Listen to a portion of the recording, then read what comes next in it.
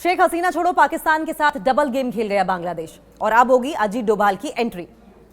अब ये नया एंगल आ गया है। बांग्लादेश के एनएसए ने भारत आकर अजीत डोभाल के साथ बातचीत की है और इस दौरान उन्होंने डोभाल को बांग्लादेश आने का न्योता भी दे डाला। जो बांग्लादेश से नजदीकियां बढ़ा रहे हैं, पाकिस्तान के लिए चिंता का विषय हो सकता है। बांग्लादेश के आला कमानों से अपना देश संभला नहीं जा रहा है और सारे मिलकर शेख हसीना के पीछे पड़ गए हैं। पहले उन्हें देश से खदेड़ा गया और अब उसी देश में हसीना को फांसी पर लटकाने की सजा सुना दी गई। इस वक्त वो भारत में है और बांग्लादेश ये जानता है कि वो यहाँ शेख हसीना का बाल भी बांका नहीं कर सकता। पहले यूनुस के देश ने भारत से शेख हसीना को लौटाने की अपील की थी, लेकिन ठेंगा मिला और इस बीच बांग्लादेश के राष्ट्रीय सुरक्षा सलाहकार डॉक्टर खलीलुर रहमान भारत भेज दिए गए। किस मकसद से भारत आए हैं, सवाल ये भी है। बांग्लादेश के एनएसए, बांग्लादेश इन दिनों पाकिस्तान के साथ प्रेम बढ़ा रहा है और ऐसे में वहां के एनएसए का भारत आना किसी चौंकाने वाली घटना से कम नहीं है। रहमान असल में दिल्ली 7वें कोलंबो सिक्योरिटी कॉन्क्लेव में हिस्सा लेने आए थे और इस दौरान उन्होंने अपनी पूरी टीम के साथ भारत के राष्ट्रीय सुरक्षा सलाहकार अजीत डोभाल के साथ मुलाकात की।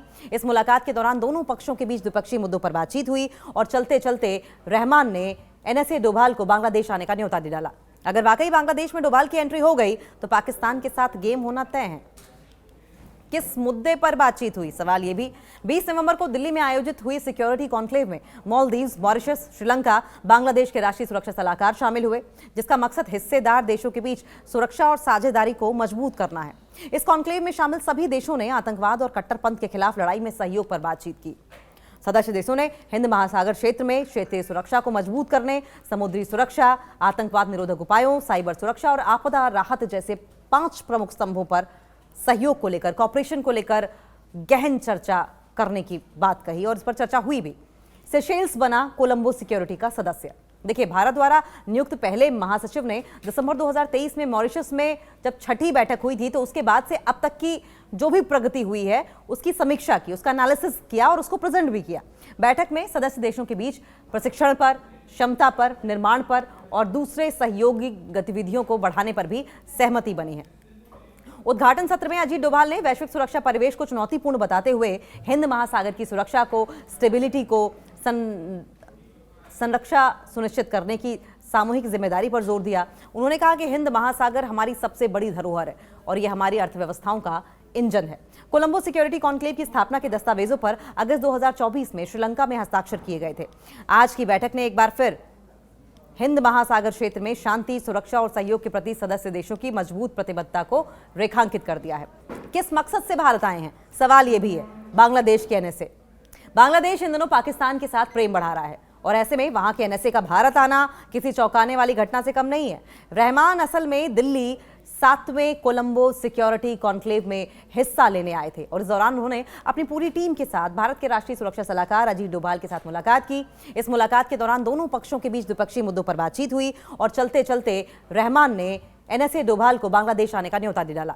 अगर वाकई बांग्लादेश में डोभाल की एंट्री हो गई तो पाकिस्तान के साथ गेम होना तय है। किस मुद्दे पर बातचीत हुई, सवाल ये भी। 20 नवंबर को दिल्ली में आयोजित हुई सिक्योरिटी कॉन्क्लेव में मालदीव्स, मॉरिशस, श्रीलंका, बांग्लादेश के राष्ट्रीय सुरक्षा सलाहकार शामिल हुए, जिसका मकसद हिस्सेदार देशों के बीच सुरक्षा और साझेदारी को मजबूत करना है। इस कॉन्क्लेव में शामिल सभी देशों ने आतंकवाद और कट्टरपंथ के खिलाफ लड़ाई में सहयोग पर बातचीत की। सदस्य देशों ने हिंद महासागर क्षेत्र में क्षेत्रीय सुरक्षा को मजबूत करने, समुद्री सुरक्षा, आतंकवाद निरोधक उपायों, साइबर सुरक्षा और आपदा राहत जैसे 5 प्रमुख स्तंभों पर सहयोग को लेकर, कॉपरेशन को लेकर गहन चर्चा करने की बात कही और इस पर चर्चा हुई भी। सेशेल्स बना कोलंबो सिक्योरिटी का सदस्य।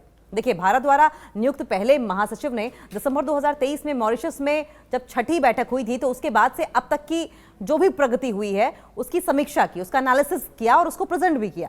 बैठक में सदस्य देशों के बीच प्रशिक्षण पर, क्षमता पर, निर्माण पर और दूसरे सहयोगी गतिविधियों को बढ़ाने पर भी सहमति बनी है। उद्घाटन सत्र में अजीत डोभाल ने वैश्विक सुरक्षा परिवेश को चुनौतीपूर्ण बताते हुए हिंद महासागर की सुरक्षा को, स्टेबिलिटी को, संरक्षा सुनिश्चित करने की सामूहिक जिम्मेदारी पर जोर दिया। उन्होंने कहा कि हिंद महासागर हमारी सबसे बड़ी धरोहर है और यह हमारी अर्थव्यवस्थाओं का इंजन है। कोलंबो सिक्योरिटी कॉन्क्लेव की स्थापना के दस्तावेजों पर अगस्त 2024 में श्रीलंका में हस्ताक्षर किए गए थे। आज की बैठक ने एक बार फिर हिंद महासागर क्षेत्र में शांति, सुरक्षा और सहयोग के प्रति सदस्य देशों की मजबूत प्रतिबद्धता को रेखांकित कर दिया है। लेकिन पाकिस्तान के लिए कहीं ना कहीं ये बुरी खबर है। आपको बता दें कि पाकिस्तान यूनुस के आने के बाद से बांग्लादेश को भारत के खिलाफ इस्तेमाल करने के सारे पैंतरे खेल रहा है। दोनों देशों के बीच इंटेलिजेंस शेयरिंग को लेकर भी डील हो गई है और ऐसे में बांग्लादेश के एनएसए अजीत डोभाल के साथ नजदीकियां शहबाज शरीफ, आसिम मुनीर के लिए बुरी खबर हो सकती है।